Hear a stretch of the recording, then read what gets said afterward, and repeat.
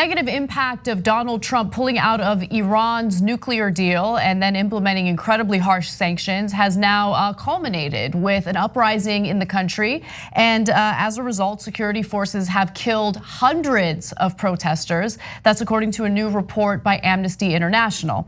Now, I would argue that the mainstream press in America isn't doing a decent job in drawing the parallels between this uprising in Iran and what Donald Trump did to basically stoke tensions among the Iranian people and the Iranian government. But understand, there is corruption in Iran. There's a lot of frustration about that corruption as a result, and this issue that really broke the camel's back was the rise of gas prices in the country. Now, the Iranian government had been subsidizing gas for a long time. Because of the sanctions, they weren't able to do so the way that they had in the past, and that led to an increase in prices. And once the people of Iran saw that increase in gas prices, they decided to take to the streets. So let me give you details on what's going on. Widespread economic discontent has gripped the country since May last year, when President Donald Trump imposed crushing sanctions after unilaterally withdrawing from Tehran's nuclear deal with world powers. And Philip Luther, who's with Amnesty International and released the report on how many people have died as a result of security forces bearing down on them, says that this alarming death toll is further evidence that Iran's security forces went on a horrific killing spree that left at least 208 people dead in less than a week. I also want to note that the actual death toll is likely to be much higher. The protests erupted after a massive increase in fuel prices. Iran sought to suppress information about the deadly crackdown by imposing a near complete internet shutdown across Iran. That took place over the course of about 10 days.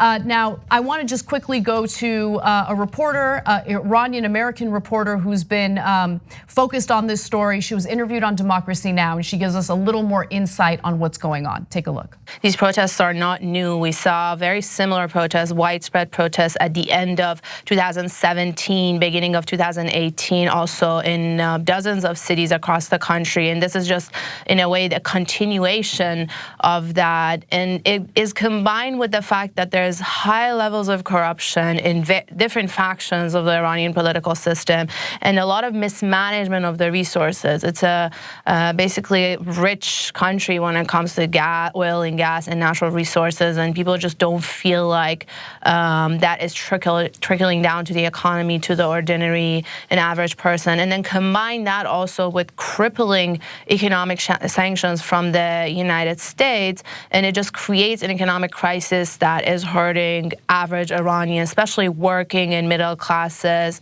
the most vulnerable segments of the society, and especially when they see that high corruption within government officials and feel like the ordinary people are the ones who are taking the pressure of sanctions, of the mismanagement, of this corruption. That just adds to the anger and makes this, basically turns this into a political fight and not just economic. So this is a nuanced story because in some ways this shows that sanctions do work. And I want to be very clear. That doesn't mean you should do them. There's moral components to that question. And in fact, in this case, this is the worst example of a situation where you should do sanctions. I don't think you should have done them to Iran here. Now, sanctions did work in the case of South Africa, and it works in cases where there is not just one dictator, but a group of folks that hurt when the economy hurts, that are business leaders, and then they put pressure on leadership, et cetera. And you can see it playing out here. Iran is more similar to South Africa than it is the old South Africa, than it is to a country like North Korea, where sanctions never work because the dictator still has plenty of money and doesn't care about its citizens at all, right? And here there's no way to do an uprising in North Korea, where there is a way to do an uprising in Iran. Or the Persian people are proud people, and so they do from time to time rise up against their own government. Now, in this case, it's totally unjustified because we're the ones who broke the deal in the first place.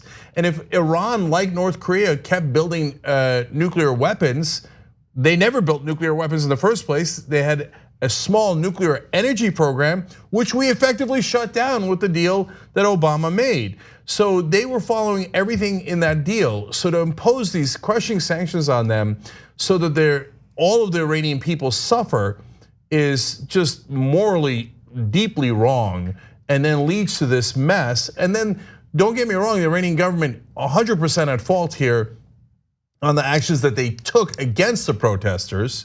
They're right on the trade deal, but very wrong on how they dealt with the protesters, and they're brazen about it. Even Iranian state TV is saying, "Oh yeah, the government shot and killed the protesters." Yes. And they admit to dozens of deaths, almost bragging about it. Now, in reality, it's hundreds of deaths. But they say, "Oh, it's infiltrators that are doing this." No, it's genuinely frustrated Iranians who are doing this. And in fact, the sanctions are so bad. It's not just about gas prices. Inflation has now hit 400% in the time that the sanctions have been in place. So what that does is, guys, even if your salary goes up at the same rate, which it often doesn't, if your salary doesn't go up at the same rate, you're screwed. You can't afford bread, you can't afford anything, right? But even if your salary goes up, your savings are devastated at that level of inflation. Then all the money you saved your whole life then becomes worthless. So the people are very understandably angry and agitated at both their current situation and their government. And their anger at their government is also for other reasons, because it's an oppressive government that gives them no freedoms, etc. This last thing that is troubling here and a bad sign going forward is, it looks like they figured out a way to actually block the internet effectively. And so that's why words of these protests and the killings did not come out until 4 or 5 days later. Right, so okay, so let me elaborate on that a little more. First off, that made it very difficult for journalists to get facts on the ground. And that was an issue because this protest has been going on since mid-November. And look, the Western media's coverage of that protest really leaves out how the US has played a role in that uprising. The fact that Donald Trump is elated that there's an uprising there. Because what Donald Trump wants more than anything is to bring Iran, the leaders in Iran, to their knees and to get them back to the negotiating table so he can negotiate a new nuclear deal and put his name on it. Now, the thing is, I mean, look, people from that region of the world, I should know, are incredibly stubborn, and they know that Donald Trump is playing this game, and they're not gonna come back to the negotiating table. And they're right not to, because I mean, I would love for us to be right, but in that case, we're 100% wrong. Right, and so look, and here's evidence. Donald Trump, in response to the protesters, said the following on Twitter: "The United States of America supports the brave people of Iran who are protesting for their freedom. We have under the Trump administration and always will." Okay, you don't support the people of Iran at all. He doesn't care about the people of Iran. They're really suffering now as a result of his decision to pull out of the nuclear deal unilaterally and implement these sanctions. What he wants, and this is, look, this is not just something the Trump administration has done. This is what previous administrations have done. Implement these incredibly harsh sanctions that hurt the people of the country, and maybe that'll lead to an uprising and it'll get the government officials of that country to come and negotiate with the United States, or it might even lead to a regime change. So final thing is, as Iran is not building nuclear weapons or even having a nuclear energy program, they're still abiding by the treaty, even though we violated the treaty, and brazenly so. Now North Korea is threatening to not only continue to build nuclear weapons, which they've built right under Donald Trump's nose, continue to do the missile testing, but they even threatened today to perhaps start calling Trump a dotard again. Okay, so because Kim Jong-un was nice to him for a couple of years, Trump's like, "Oh, build all the nukes you want. I don't care at all," right? Whereas, "Oh, I don't like Obama's deal with Iran. I don't like it. It hurts my feelings." So does he care about the substance of any of those deals? Not one bit. He bragged about how he didn't study about North Korea at all. He said, "I don't have to know about North Korea. I'll know if we're gonna have a deal within 1 second of meeting Kim Jong-un." He literally said that. How would you know that?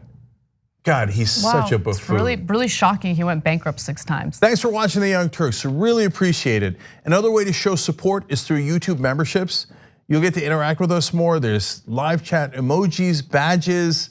You've got emojis of me, Anna, John, JR. So those are super fun. But you also get playback of our exclusive member-only shows and specials right after they air. So all of that, all you gotta do is click that join button right underneath the video. Thank you.